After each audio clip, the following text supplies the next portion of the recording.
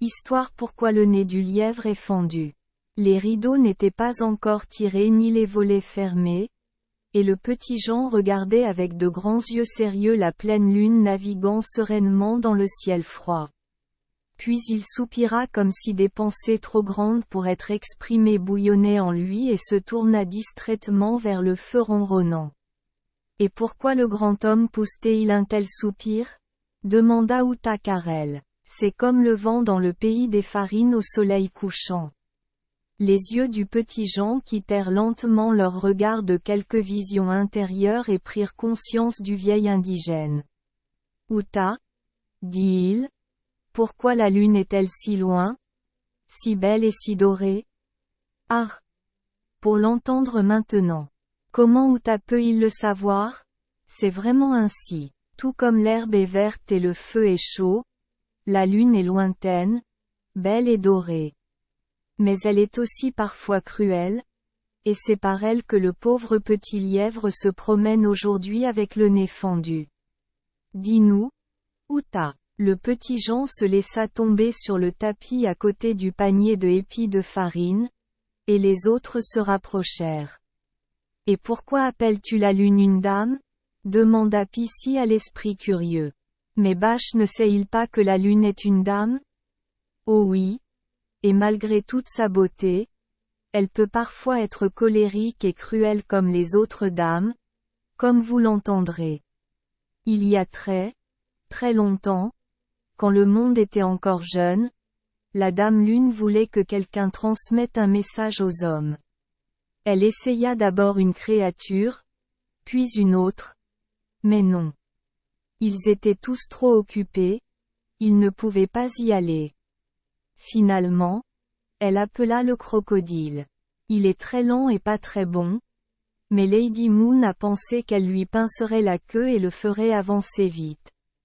Alors elle lui dit, descends immédiatement vers les hommes et donne-leur ce message.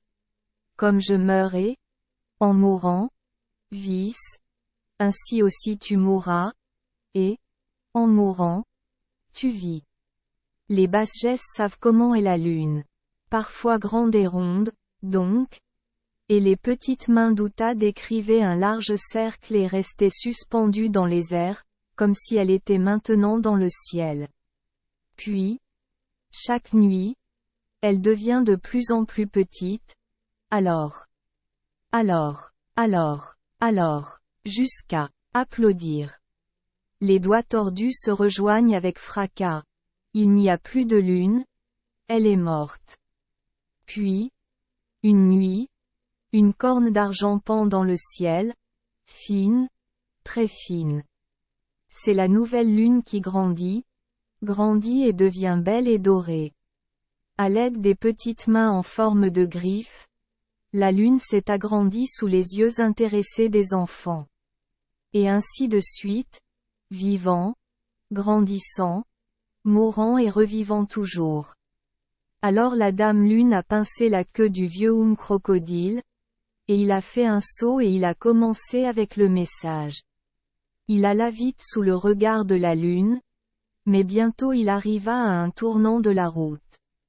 Il fit un grand tour, car le dos du crocodile est raide comme une planche, il ne peut pas le plier. Puis, quand il croyait être hors de vue, il allait de plus en plus lentement, dérive dripiti drif drif, drif draft dripiti drif drif, comme un cheval aux genoux arrêtés. Il était trop paresseux. Tout d'un coup, il y a eu un bruit, chachachachach, et il y avait le petit lièvre. Ah! Ah! Ah! Il a ri. Quelle est la signification de ce drif drif dripiti drif draft? Point d'interrogation. Où vas-tu si vite? Crocodile? Je ne peux pas m'arrêter pour te parler. Nefas, dit crocodile, essayant d'avoir l'air occupé et de se dépêcher. La dame lune m'a envoyé un message aux hommes. Et quel est le message? Crocodile, c'est une question très importante. Comme je meurais, en mourant, je vis, ainsi aussi tu mourras et, en mourant, tu vis. Ah. Mais c'est un message stupide. Et tu ne peux jamais courir. Tu es si lent. Vous ne pouvez faire que du drift draft dripity drift draft comme un cheval au genou.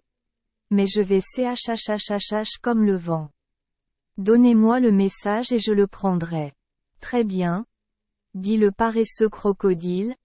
Mais vous devez d'abord le répéter et bien faire les choses.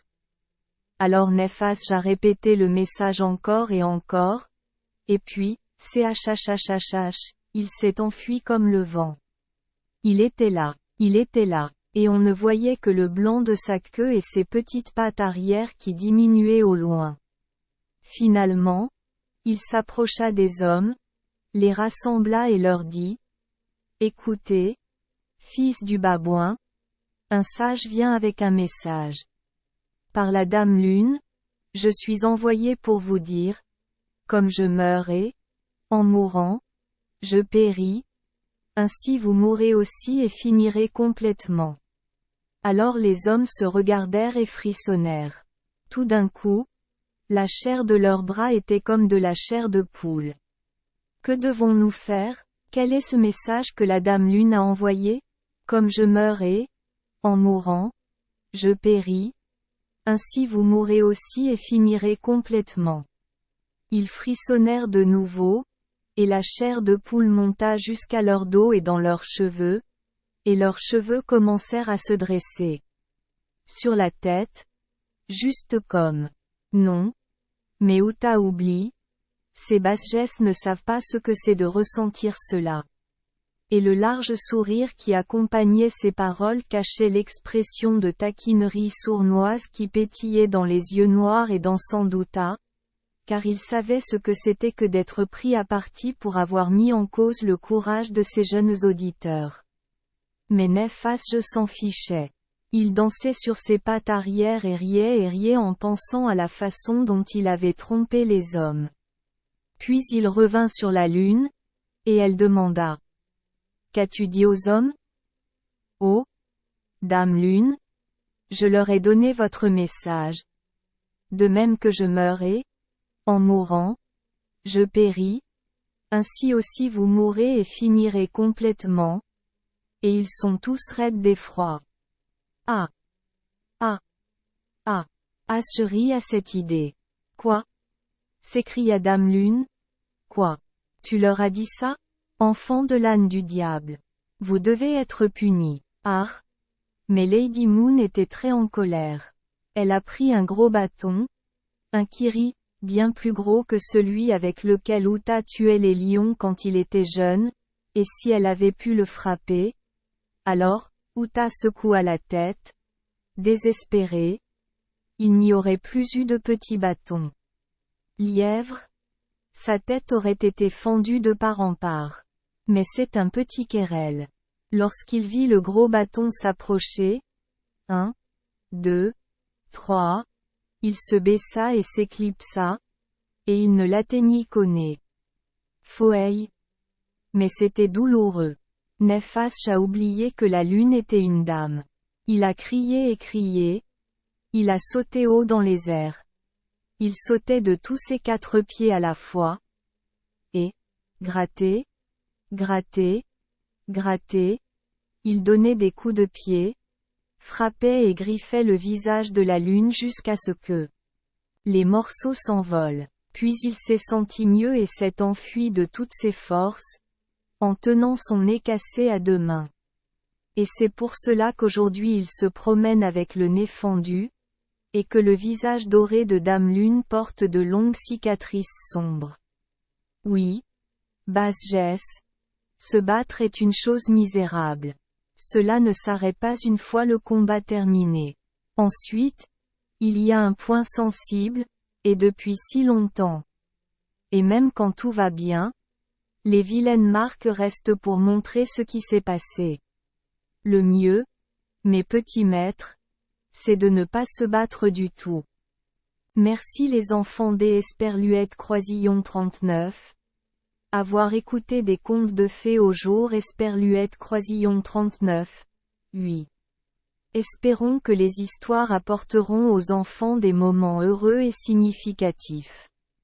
Si vous aimez notre chaîne, veuillez appuyer sur le bouton S Esperluette Croisillon 39. Abonner, pour ne manquer aucune histoire intéressante. Je vous souhaite une bonne nuit de sommeil et de beaux rêves. Rendez-vous dans la prochaine histoire.